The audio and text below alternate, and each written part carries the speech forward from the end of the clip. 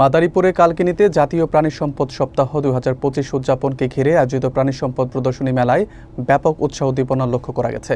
উপজেলা প্রাণী সম্পদ দপ্তর ও ভেটেরিনারি হাসপাতাল কার্যালয়ের মাঠে অনুষ্ঠিত এই মেলায় বিভিন্ন প্রজাতির পশু পাখি ও গবাদি পশু প্রদর্শন করা হয়।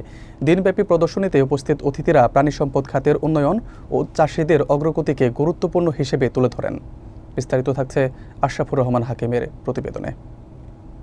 কালকিনিতে জাতীয় প্রাণী সম্পদ সপ্তাহ 2025 উপলক্ষে আয়োজিত প্রাণী সম্পদ প্রদর্শনী মেলাকে উপজেলাবাসী অত্যন্ত উৎসাহের সঙ্গে গ্রহণ করেছে বলে জানা গেছে। বুধবার দুপুরে উপজেলা প্রাণী সম্পদ দপ্তর ও ভেটেরিনারি হাসপাতাল কার্যালয়ের মাঠে অনুষ্ঠিত এই প্রদর্শনীতে স্থানীয় কৃষক, খামারি এবং সাধারণ দর্শনার্থী অংশ নেন। বিভিন্ন এলাকা থেকে আসা পশু পাখি, গরু, মহিষ, ছাগল এবং দেশি বিদেশি জাতের হাঁস মুরগি সহ নানা প্রজাতির গবাদি পশু প্রদর্শিত হয়। প্রধান অতিথি হিসেবে উপস্থিত ছিলেন উপজেলা নির্বাহী কর্মকর্তা সাইফুল আরিফিন। তিনি প্রাণী সম্পদ খাতকে দেশের অর্থনীতির একটি গুরুত্বপূর্ণ ক্ষেত্র হিসেবে উল্লেখ করে স্থানীয়দেরকে আধুনিক পদ্ধতিতে পশুপালনে উৎসাহ দেন বলে জানা যায়।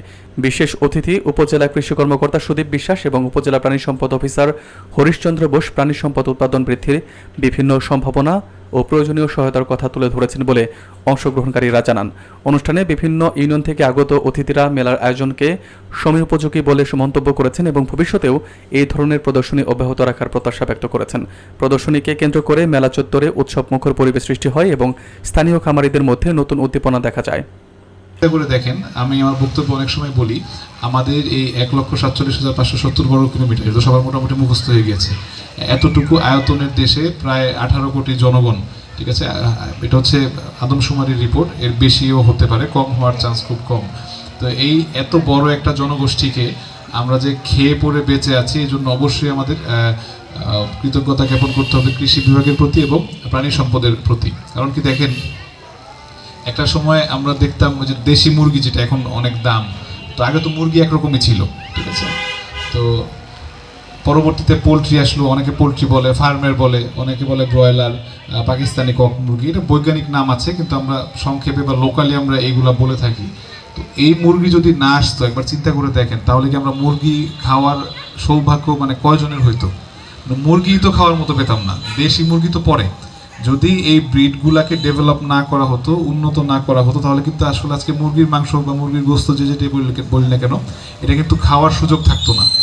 তো আমাদের প্রাণী সম্পদ দপ্তরের যারা বিজ্ঞানী আছেন বা কর্মকর্তা আছেন, রিসার্চার, তারা যে এগুলো আমাদের জন্য করছেন, এটা আসলে বড় একটা ব্যাপার।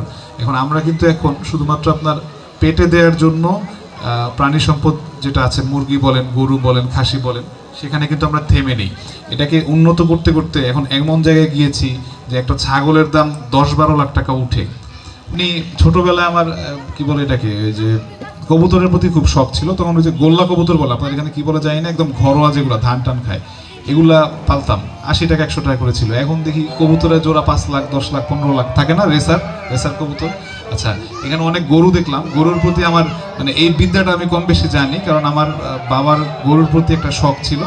বেশি না, হয়তো 8-10 বছর আগে আমাদের বাড়িতে 20টা গরু ছিল।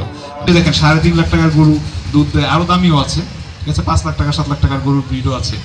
তো এগুলা কিন্তু সম্ভব হচ্ছে এই জাতটাকে ডেভেলপ করার মাধ্যমে। এখন এটার মানে শুধু আমাদের পেটে দেওয়ার জন্য না, আমি যেটা বললাম একটু আগে, যে মানে আহার হিসেবে না বা খাওয়ার জন্য না, এটা এখন শখের জন্য কিন্তু অনেক বিষয় হচ্ছে। যেমন আমি মনে করি কুকুর পালন, আপনারা এগুলো নিয়ে কথা হয় না বা এখানে হয়তো পালে না।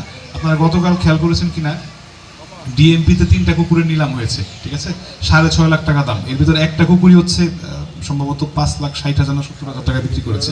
সেটাই কুকুরের মেয়াদ শেষ, মানে 8 বছর পার হয়ে গিয়েছে এই কুকুরের দাম। আপনি খবর নিয়ে দেখেন, ঢাকায় এখন অনেকে কুকুরের ব্যবসা করেন, হাইব্রিড কুকুর বা বিদেশি কুকুর যেটাকে আমরা বলি, মানে এমন এমন জাত আছে, অনেক দাম, দেখতেও সুন্দর। মানে কুকুর যে শুধু আমরা জানতাম একসময় কি রাস্তাঘাটে কুকুর ঘুরবে, কেউ আদর যত্ন করবে না, বিড়াল রাস্তাঘাটে ঘুরবে। তো এখন দেখেন, মানে এগুলো কিন্তু মানুষের চাহিদা হচ্ছে, মানুষ সময় কাটানোর জন্য, বা আমি বলবো যে কি বলে এটাকে, মানে বাড়িঘর পাহারা দেওয়ার জন্য মানুষ কিন্তু বিদেশি কুকুরের উপর আপনার মানে সেগুলো পুষছে, পালছে। তো এগুলো নিয়ে কাজ করার অনেক সুযোগ আছে। সুতরাং আমাদের যে প্রাণী সম্পদ, আমরা মানে আমি ওভারঅল বলেছি, শুধুমাত্র গরু, মুরগি, মাছ তো আসবে না এখানে, গরু, মুরগি এগুলোর থেকে বের হয়ে আমরা যেন প্রাণী সম্পদকে আরও ডেভেলপ করতে পারি। এবং আমাদের যে আজকের যে প্রতিবাদ্য দিবসের, যে আমরা দেশীয় জাতকে ভুলে যাব না, আমরা দেশীয় জাতটাকে আরও ডেভেলপ করার চেষ্টা করব। পিওর দেশি দিয়ে তো হয়তো হবে না, সাথে আপনার যেমন ক্রস করে, আমরা যেটা বুঝি প্রাণী সম্পদ কর্মকর্তারা বুঝেন, হাইব্রিডের সাথে ক্রস করে, যেমন ধরেন ব্রাহ্মা জাতের প্রচুর মাংস হয়, কিন্তু আমি যতটুকু বুঝি যে ওইটার মাংসের টেস্ট, ফাইবার কিন্তু দেশিটার মতো হবে না। দেশি যে ষাঁড় গরু, সেটার ফাইবার টেস্ট টোটালি ভিন্ন, খুবই ভালো, ওইটার চেয়ে এটা ভালো। কিন্তু এটা হচ্ছে টেস্ট ভালো, ওইটার হচ্ছে ভলিউম বড় আর কি, পরিমাণে বেশি। তাহলে দুইটা ক্রস করা যদি এমন কিছু পাওয়া যায়, মাংস বেশি হইলো, মাংস টেস্টিও হইলো, তাহলে কিন্তু এটা আমাদের জন্য একটা অ্যাচিভমেন্ট বড়। তো যাই হোক, অনেক কথা বললাম, আর বেশি কিছু বলবো না। আমরা এখন আমাদের যে স্টলগুলো আছে সেগুলো পরিদর্শনে যাচ্ছি, আপনারা সবাই আমাদের সাথে থাকবেন। আর আজকের অনুষ্ঠান আয়োজন করার জন্য আমি উপজেলা প্রাণী সম্পদ দপ্তরকে বিশেষভাবে আবারও ধন্যবাদ জানাই। আরও বিশেষভাবে ধন্যবাদ জানাই আমাদের উপজেলা প্রাণী সম্পদ কর্মকর্তা মহোদয়কে, যিনি অতিরিক্ত দায়িত্বে আছেন, তারপরে ওনার সবটুকু দিয়েছেন উনি আজকে আমাদের এই অনুষ্ঠান।